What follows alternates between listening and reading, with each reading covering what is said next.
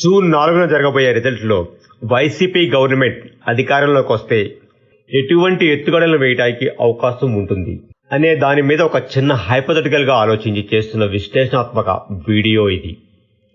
YCP party అధికారంలోకి వస్తే జగన్మోహన్ రెడ్డి గారు తాను ముఖ్యంగా ఏమి కోరుకుంటారు? 1. కేంద్రంలో ఏ గవర్నమెంట్ రావాలని కోరుకుంటారు? 2.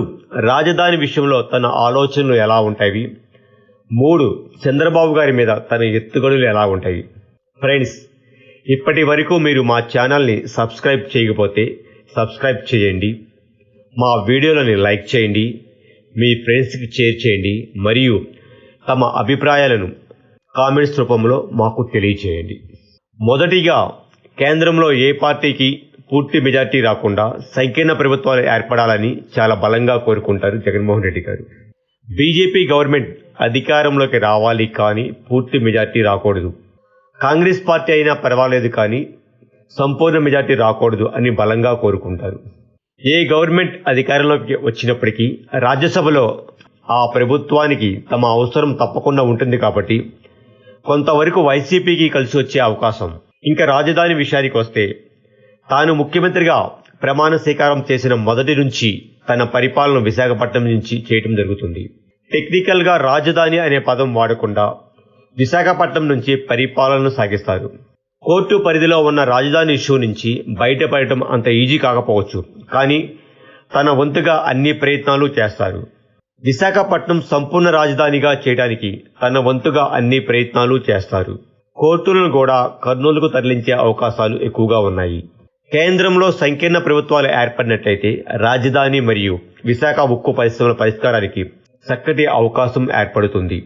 అలాగే పోలవరానికి సంబంధించిన కేంద్ర ప్రభుత్వం నుంచి రావాల్సిన నిధులు, నిర్వాసితులకు చెల్లించవలసిన బకాయిలు కూడా రాబట్టుకునే అవకాశాలు మెండుగా ఉన్నాయి. ఇంకా చంద్రబాబు గారి మీద తన ఎత్తుగడలు ఎలా ఉంటాయి? వైసీపీ గవర్నమెంట్ ఫామ్ చేసినట్లయితే కూటమి విచ్ఛిన్నానికి తన వంతుగా అన్ని ప్రయత్నాలు చేస్తారు. ఒకవేళ బీజేపీ గవర్నమెంట్ ఫామ్ చేసినట్లయితే టీడీపీతో కలిసి ప్రేరించడానికి పూర్తిగా వ్యతిరేకించవచ్చు. బీజేపీకి సంపూర్ణ మెజార్టీ రాకపోతే ఇండివిజువల్గా కానీ లేదా మరికొన్ని ప్రాంతీయ పార్టీలతో కలిసి బీజేపీని పూర్తిగా వ్యతిరేకించవచ్చు. తాను టీడీపీతో జత కట్టినట్లయితే, టీడీపీని పూర్తిగా వదులుకున్నట్లయితే మాత్రమే తాము సపోర్ట్ చేస్తామని చెప్పి కరాఖండిగా చెప్పే అవకాశాలు చాలా ఎక్కువగా ఉన్నాయి. ఏ పార్టీ అధికారంలోకి వచ్చినప్పటికీ కేంద్రంలో తన మీద ఉన్న కేసులను పూర్తిగా శాశ్వతంగా పరిష్కరించుకునే ప్రయత్నాలు చేస్తారు. అలాగే తన ప్రత్యర్థులైనటువంటి చంద్రబాబు నాయుడు గారు మరియు రామోజీరావు గారిపై ఉన్న కేసులను కోర్టుల్లో పూర్తిగా ఆధిపత్యం చెలాయించడానికి అన్ని ప్రయత్నాలు చేస్తారు. అవకాశం ఉంటే లోకేష్ గారి మీద కూడా కేసులు బనాయించే అవకాశాలు ఎక్కువగా ఉన్నాయి. ఒకవేళ బీజేపీ గవర్నమెంట్కి పూర్తి మెజార్టీ వచ్చినట్లయితే అది ఒక విధంగా వైసీపీ పార్టీకి చేదుకులికి లాగానే ఉంటుంది. కోర్టు పరిధిలో ఉన్న రాజధాని ఇష్యూస్, తన పర్సనల్ కేసెస్, తన ప్రత్యర్థుల మీద ఉన్న కేసులు ఇవి ప్రభావితం చేస్తాయి. రాజ్యసభలో తన అవసరం బీజేపీకి ఉన్నప్పటికీ కక్కలేని మింగలేని పరిస్థితి వైసీపీది.